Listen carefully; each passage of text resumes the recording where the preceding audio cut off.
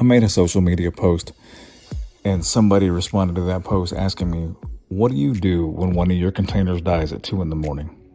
And honestly, I don't want to troubleshoot anything at 2 in the morning unless I have to. I have to do that at work. I don't want to do that at home. So he said, well, how do you actually watch them? And I said, well, I've got a system and I'll tell you more about it. If you like this kind of over-engineering, like and subscribe, ring the bell. Now, turns out this person is a solo developer who's building an app to do the exact same thing that my setup does. He chose to do it to require a human to always approve. I chose to have certain things pre-approved and the rest go to a human in the loop. So the post was about how my Mac Mini runs 16 containers, and basically it broke down my setup. What I was asked was, how do I monitor? How do I keep it running? And so I told him I had a few different layers of approach. I run gethomepage.dev, Watchtower, and Claude. And he was quick to point out the truth, which was the dashboard is good, but you have to be looking at it. And while you're looking at it, you can see the performance statistics, the storage, and whether or not the containers are up and what their status is. Watchtower, man, I didn't even have that installed, and it wouldn't have mattered anyways because he's right. Watchtower is about updates, not health. I was thinking of a different thing, but I'll explain that in a minute. And Claude, well, that's the part you really, really want to know about, and more information is coming in a second. When I was asked, I answered right off the top of my head. But before I made the video that was requested, I decided to double check my work. And you know what? I was wrong. Like I said, the dashboard worked. It looked good. What did not work was Watchtower because I don't have that container installed anywhere. I use something completely different to do my updates and patching. The AI routines, they weren't actually routines or scheduled. It was just me either opening my laptop or sitting at my Mac Mini. Oh, and the file that I was thinking of instead of Watchtower was the Watchman report, which is something you can add on to Home Assistant, which controls my smart home. And what the Watchman report does is it runs through and it tells you if the smart devices in your home have problems. And that's what I was referring to, but that's one of the 16 containers, not the entire process. So when you start breaking down how do you control your script, you've got to know what you really need done and what you don't need done. So for example, Docker already restarts dead containers. 14 of 16 of my containers were set to unless stopped. What that means is if somebody on purposely goes into the container and stops it, it's okay. If for any other reason that container is stopped, Docker will restart it. Creating a script to do the same thing is a waste. I'm not going to get into the ins and outs of observability. It's a very complicated, proactive monitoring approach, and that's what I was trying to achieve, but not at an enterprise level. One of the things that makes that different than regular monitoring is something being up doesn't mean it's working. So for example, 9 of my 16 containers didn't report at all. And because they weren't reporting down or up or anything else, gethomepage and Docker thought they were up. But just because something's up doesn't mean it's processing correctly.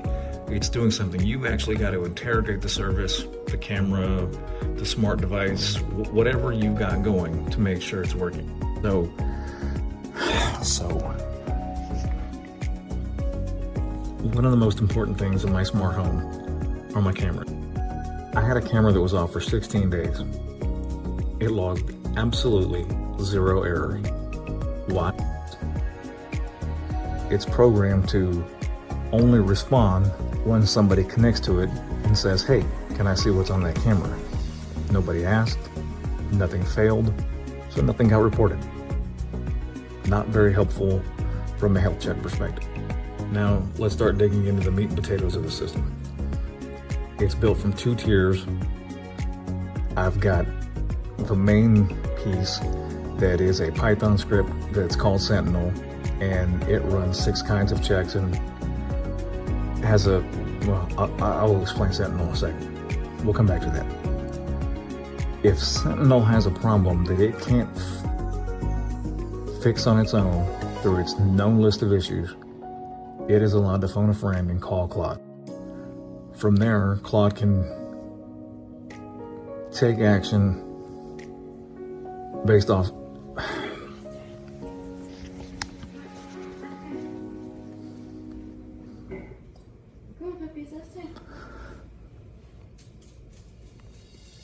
only when Sentinel gets stuck does it phone a friend and ask Claude, hey, this is a failure I had, and Claude knows what it can and can't touch based off of some pre-configured rules.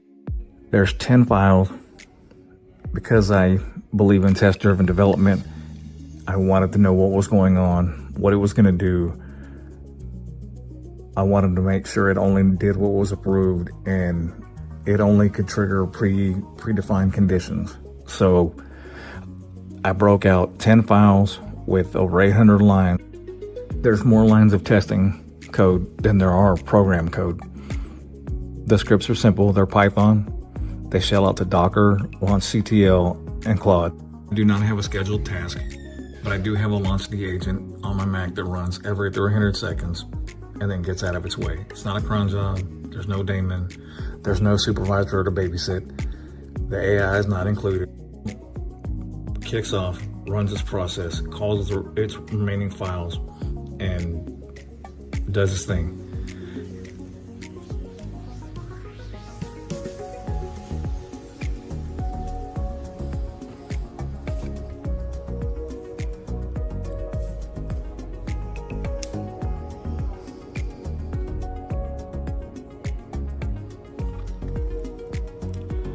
I have a policy.yaml file. While most of the scripts in the system, while this system is set up with mostly Python scripts, there is a policy.yaml file. In that file, there's over 118 lines.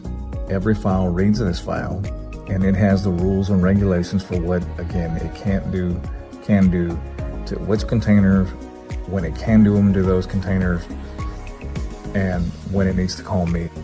So when you look at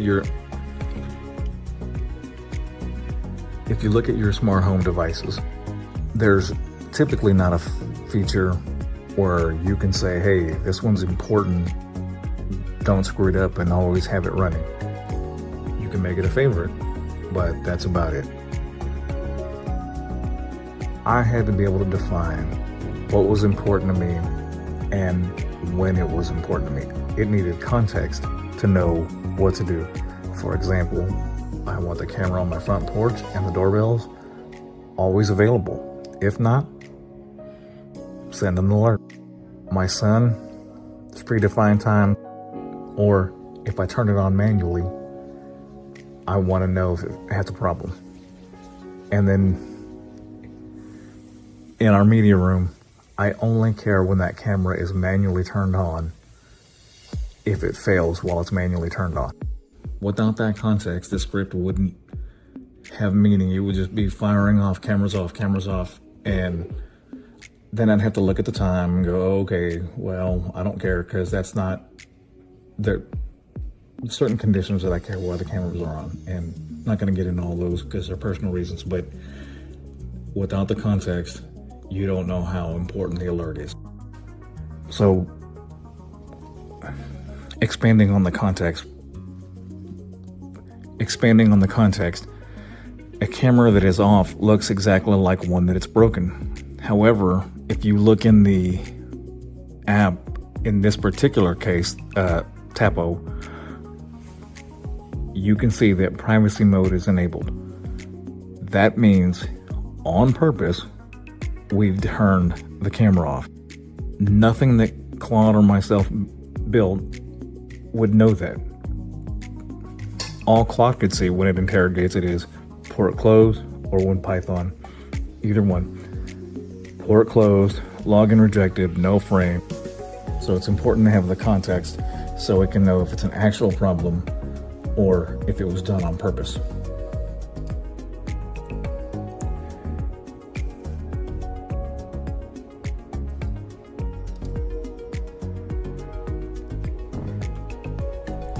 You have to be able to trust the information that you get. You can't have random alerts just firing off willy-nilly. The thing you trust to monitor what's important to you, if it panics, it's not helpful. You might as well not monitor because you'll have less work to do. It has to know whether all of my containers are down so that it restarts OrbStack. Everything is failing all at once. Is it the network? Is it OrbStack? Did I stop it? The monitor is responsible for triage. Think of it like the ER nurse that's telling the doctors, this one's critical, this one can wait. That's what the monitor has to do. I did not want the AI, in this case, Claude, to guess, to improvise, because that's when things happen that you don't want them to. So I took judgment out of the scope, and every script has to read a file that tells it, without asking, you can read, you can restart a service, you can potentially clear a cache, rotate logs, or write up what it found and text me the error. What it can't do is delete stored data, wipe databases, edit its own configuration, or create anything that wasn't there already. So Sentinel runs every 300 seconds. So from the time that one Sentinel session starts and one Sentinel session stops, the failure should be found, fixed, or a text to me. If it finds something and fixes it, it logs it. If everything is great, it logs it. And again, everything should be fixed before I read it. By the time I get my text that says, hey, this critical service is down, it should be fixed. If not, it should be a failure that Claude couldn't figure out, or something that Claude was not allowed to do.